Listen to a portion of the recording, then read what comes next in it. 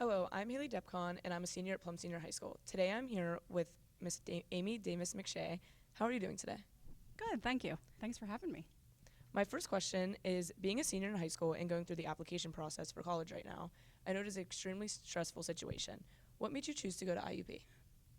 That's a great question. And whenever I was looking into colleges when I was in high school, Indiana University of Pennsylvania was special place for me because my parents both went there, and so we had spent a lot of time visiting the college and the campus, so I felt comfortable on their campus, and I really enjoyed the way it was set up and how they did things. And IUP was really known for education, and that's what I was going to major in, so I really chose that from just being comfortable there and knowing that they had a really good education program. That's awesome. I know a few people from Plum that has also chosen to go there, and they love it there. Also following that, I know that you chose to get your master's at the University of Pittsburgh. What was the difference between the two schools for you? Well, so I went for my master's degree not too long ago. It was probably like 15 years ago. But when I went, I was really interested in the fact that the University of Pittsburgh, they had a great library program, and it's very well known across the country, and that was my first reason for going there. But they also offered courses online, which was a great thing for me as a young mother and working full time, and so online classes just fit into my schedule.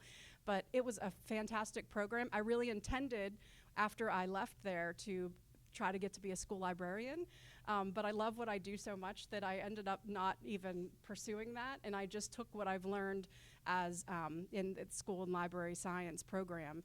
I just took it and put it into what I'm currently doing.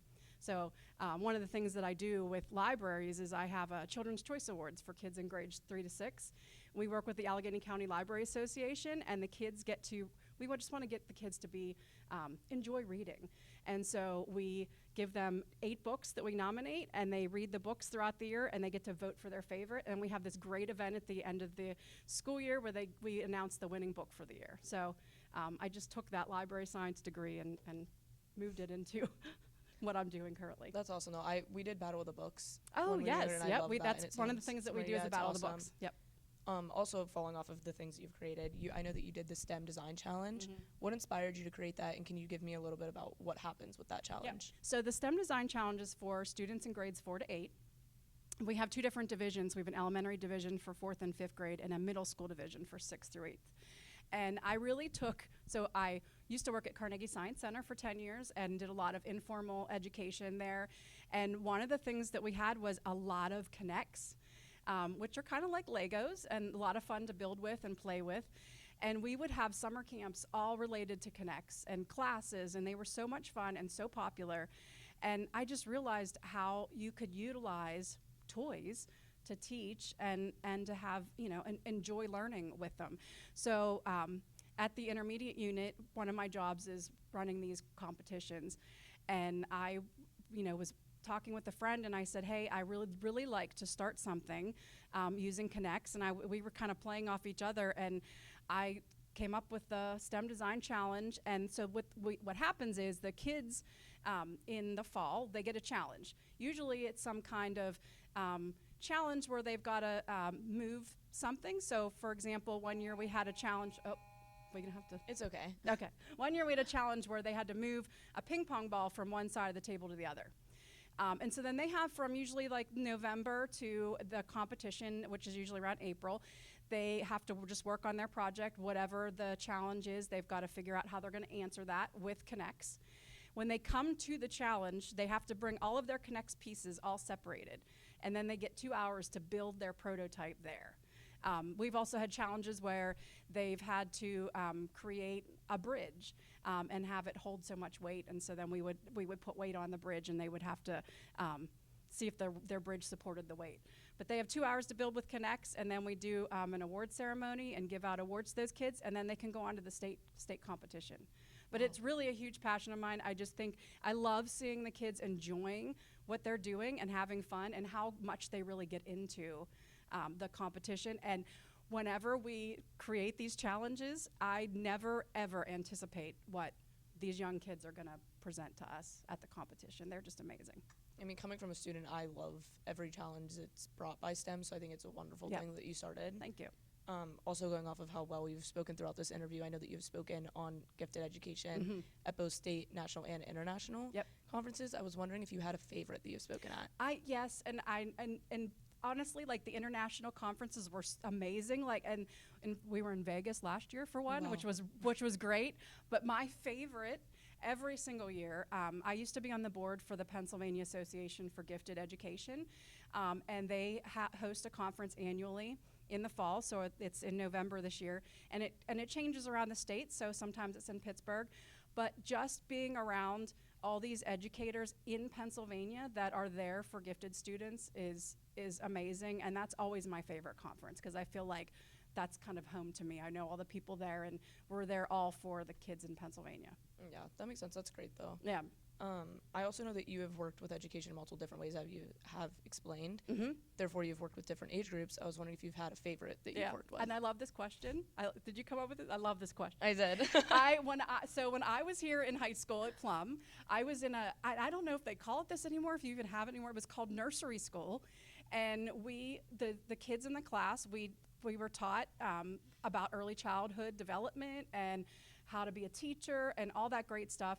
And then we would have time to go into the nursery school and work with those little kids. And I loved that class so much that I took it as an elective a second year, and I didn't get credit for it just because I loved it so much. Wow.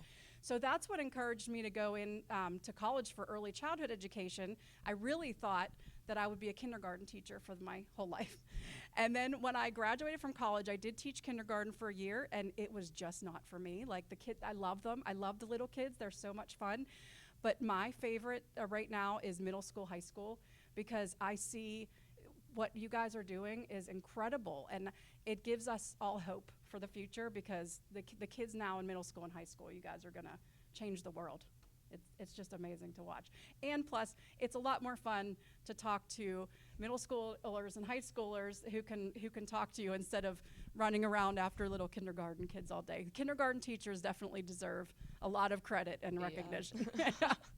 I love it just because doing the different challenges, it's awesome to hear that like there are people out there that care about what the students are learning and what we're getting from it, because just recently we started do things at Plum, and it's just great to see like what you're doing to reach out to other students. And at Plum, they compete in a lot of the competitions that we run. I quietly always root for them, but I love to see Plum participating in stuff that we're doing. Following that, there's STEM, which we know that you work with greatly.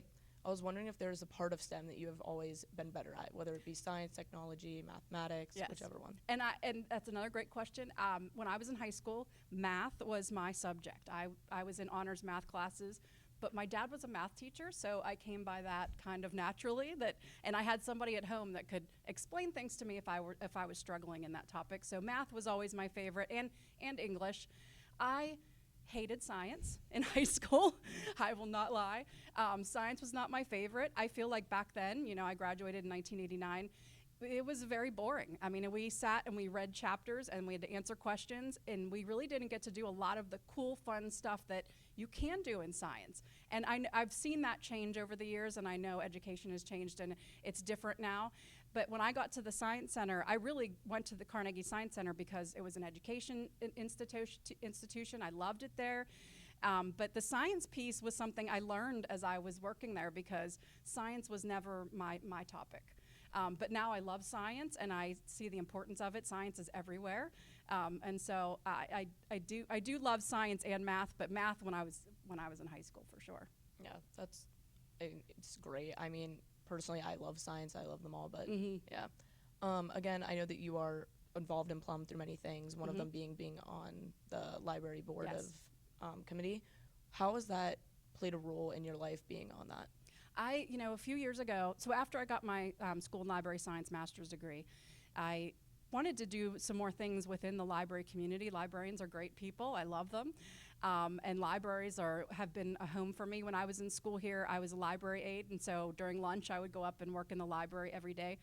And so there was an ad in our local paper saying that they were looking for some trustees for the library board, and I submitted an application. I was so excited whenever I was approved to be on the board, and I really just love being a part of that group and watching how much the library has changed. Back in the when I was in high school, we didn't have a library in Plum. Oh, wow. Our closest library was Penn Hills, and so I spent a lot of time at the Penn Hills Library. And I remember the Plum Library the first year it opened, and it was a very small little building, not where it is now. And it has just grown and flourished. And we have a new library director there who's fantastic, and they have so many great programs for students. And I love being a part of that and trying to get more people to go to the library and see what else is there. It's not just checking out books. There's a lot of stuff to do at the library. I mean, I personally love it. I live like 4 minutes away from it. Oh, So nice. growing up, my mom would always take me and my sisters, and I loved just going there. And like, I know they have like little classes sometimes in the back. That was just great. So That's my great. next question is, I know that you have 2 sons. Yes. And I was wondering if they helped you grow your passion in education. Yes, definitely. And I think it gives you a different perspective, because before I had them, I would look at education a little differently, and now I kind of see the other side of it from the parent side. So yeah, I mean, it did change some of my mindsets and how I worked. And yeah, I mean, and they were a huge help to me whenever I was creating challenges for some of those competitions that I run. I would have them help me out and work on those. And then I always tell them, don't tell anybody at school, so that if they're coming to the competitions, they don't know what's going to happen. But Yeah. And then my last question for you, as we know that you are a Plum alumni. Yep. Who was your favorite teacher when you went to Plum, and Well, why? Yeah. So my favorite teacher was Mr. Gula. I was a band person. I would play the flute all 3 years that I was here. So when I went to high school, it was only 10th, 11th, and 12th grade. So 9th grade was at the junior high. And Mr. Gula was my favorite. I spent a lot of time in the band room.